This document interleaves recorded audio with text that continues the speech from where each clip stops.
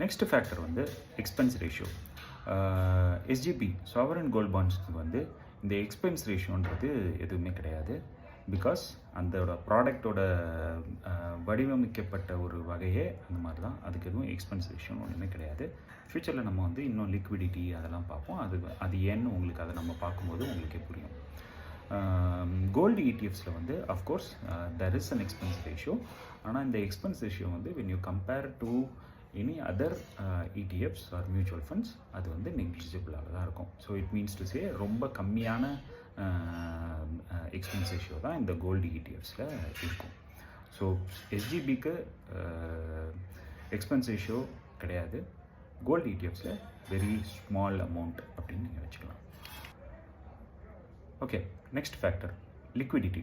லிக்விடிட்டின்னு பார்க்கும்போது sovereign gold bonds லிக்விடிட்டின்ற ஒன்று வந்து வெரி லிமிட்டட் தான்.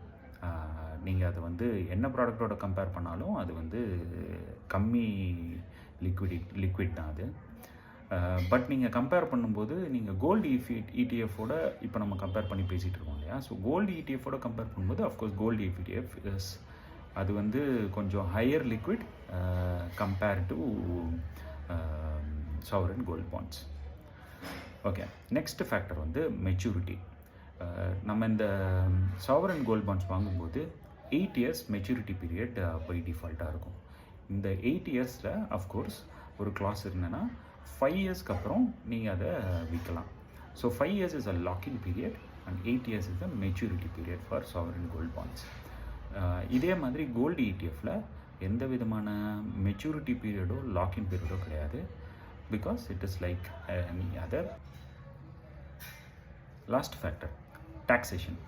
டாக்ஸேஷன்னு வரும்போது எஸ்ஜிபிக்கு 2 காம்பனண்ட் இருக்குது. நான் முன்னாடியே சொன்ன மாதிரி நீங்கள் பிரின்சிபல் போடுறது ஒரு காம்பனண்ட்டு, அதுக்கு 2.5% பெர் ஆனம் உங்களுக்கு இன்ட்ரெஸ்ட் ரேட் வந்துக்கிட்டே இருக்கும். ஸோ இந்த டாக்ஸேஷன்னு வரும்போது எஸ்ஜிபிக்கு உங்களோட பிரின்சிபல் அமௌண்ட்டுக்கு டேக்ஸே கிடையாது.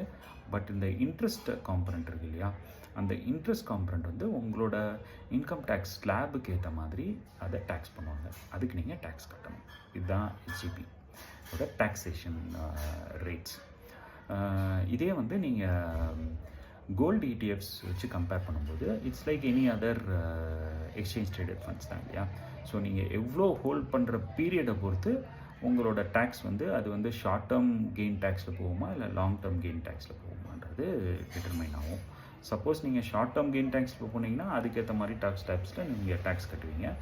லாங் டேர்ம்னால் நீங்கள் அந்த லாங் டேர்ம்க்கு ஏற்ற மாதிரி டேக்ஸ் பே பண்ணுவீங்க.